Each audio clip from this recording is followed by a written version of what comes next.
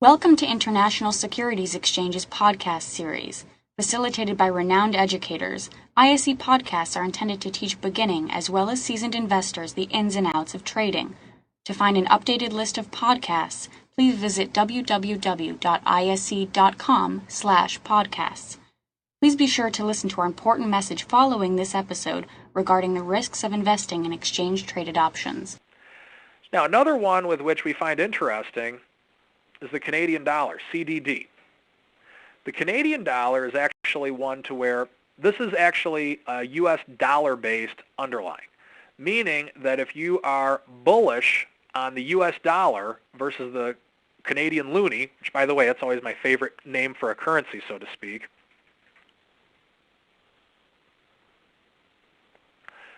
this is one with which you would actually buy a call option if you think the U.S. dollar is going to do well against the Canadian dollar. But as you can see recently, the U.S. dollar has been falling versus the Canadian dollar. Now, I think with the Canadian dollar, this is always one of my favorite stories that I think you probably remember, Steve, when we were up in Canada a couple of years ago.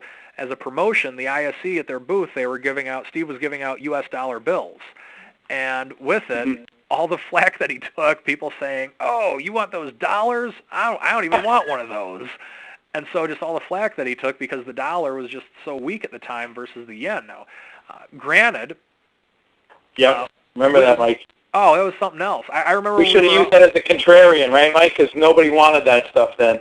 It was unbelievable. And I remember there was actually commercials saying, buy a Canadian Cadillac because of the strength of the Canadian dollar. I've never seen a Cadillac commercial based upon a currency. So with that right now, that's pretty much, those are some of the things with which we're looking at. The way with which we typically like to trade things, we're usually fans of spreads. Now, is that always the right way to go with everything? No. With AUM, for example, bring this up.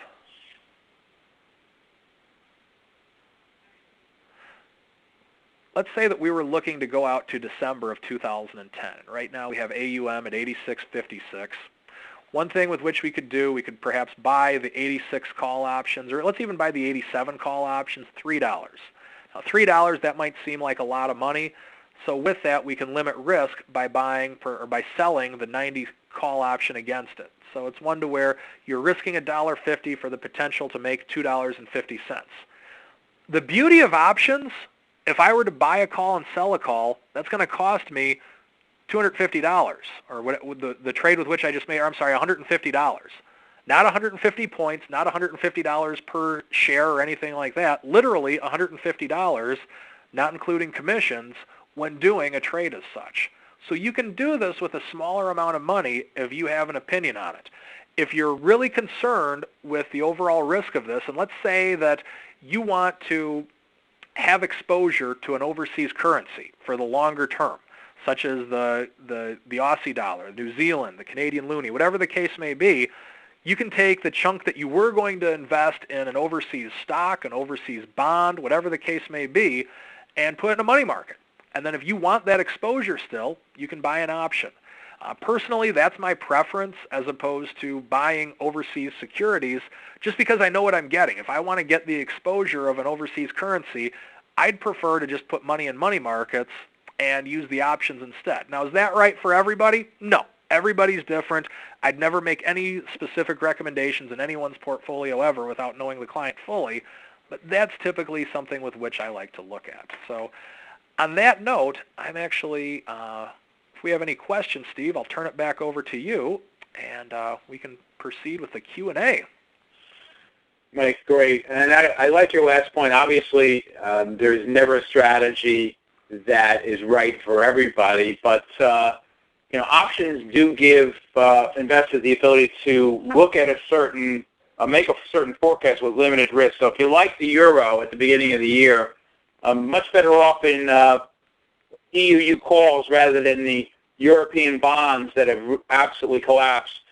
So like you said, so you might be able to play it different ways, but the options give you the ability to have limited risk. Now, when you get into a market where volatility contracts significantly, that, of course, you might think that it's so easy to sell options and just collect the money. That you have to be careful of also. And we did go through a period, Mike, right, for about I don't know, 14, 15 months where volatility dropped just about every month. That's what it seemed, yeah. It's amazing. Let's just take some questions here. Got a question, can I trade the options of currency in a 401k? And the answer is probably yes, right, Mike, depending on your broker? Yeah, it depends on how you have your 401k set up. It would have to be a very liberal 401k. You'd need to know what the terms and conditions are of the 401k. If it's a brokerage account that allows options for a 401k, then yes.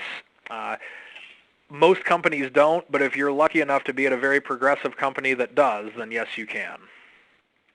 Thank you. David has a point. He says, I guess his point is that he likes out-of-the-money options. And then he says, the second point, he says, with deltas of at least 30. Do you have any general rules on that, Mike? Well, we do. It's just for like the strategies with which we like to use. I'm a fan of like if we have an opinion that we're bullish or bearish, a wise man once told me about the importance and the benefits of using spreads very frequently. This wise man also said that he's traded in the markets for less than 30 years. That's what his tagline always was. So, yeah, the wise. I don't know who that would be. Yeah, unfortunately, he's also a Jets fan, but no one's perfect, right? Yeah, right. So it sounds like an ED. Yeah. So with that, if I have an opinion, bullish or bearish, the first thing that I usually look at is just buying a spread, meaning buying an at-the-money call, selling an out-of-the-money call.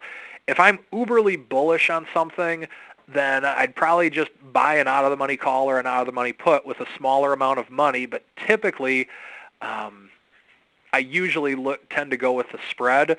If it's something where volatility is just so extremely low and I'm not getting any premium for the option I'm selling, I'm fine buying an option, just making that the case. So different situations call for different things.